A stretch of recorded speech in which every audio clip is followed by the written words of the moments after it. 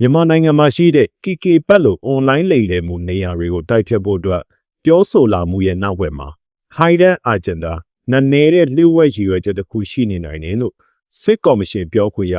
ဗိုလ်ချုပ်စော်မင်းထွန်းကပြောပါတယ်။မြန်မာနိုင်ငံမှာရှိတဲ့ KK ပတ်လို့ online လိမ်လည်ဂိုင်းနေရာတွေကိုတိုက်ဖြတ်ဖို့အတွက် Royal Thai Police War Room Task Force နဲ့အတူပူးပေါင်းဆောင်ရွက်ဖို့ဘန်ကောက်ကို FBI agent များစစ်လို့ခဲ့တယ်ဆိုတာအပါအဝင်အမေရိကန်ဘက်ပြောဆိုချက်တချို့ဟာရည်ရွယ်ချက်ရှိနိုင်တယ်ဆိုပြီးသူကပြောပါတယ်။အရှေ့တောင်အာရှအခြေစိုက်ငွေလိမ်ဂိုင်းတွေကအမေရိကန်နိုင်ငံသားထောင်နဲ့ချီစီကနေနှစ်စဉ်ဒေါ်လာတန်ပေါင်းထောင်နဲ့ချီလိမ်လည်နေတာကိုကာကွယ်ဖို့ဆိုပြီး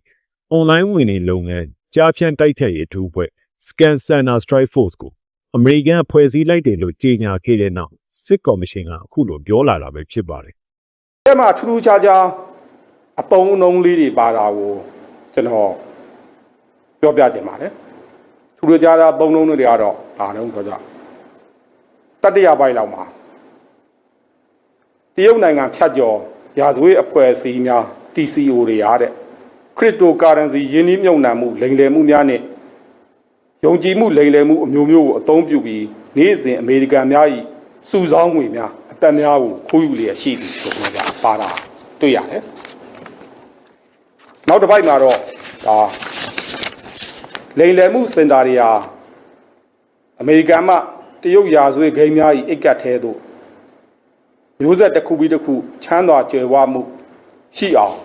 ဖန်တီးနေတယ်ဆိုပြီးဆွဆွဲထားတာမျိုးလည်းတွေ့ရပါတယ်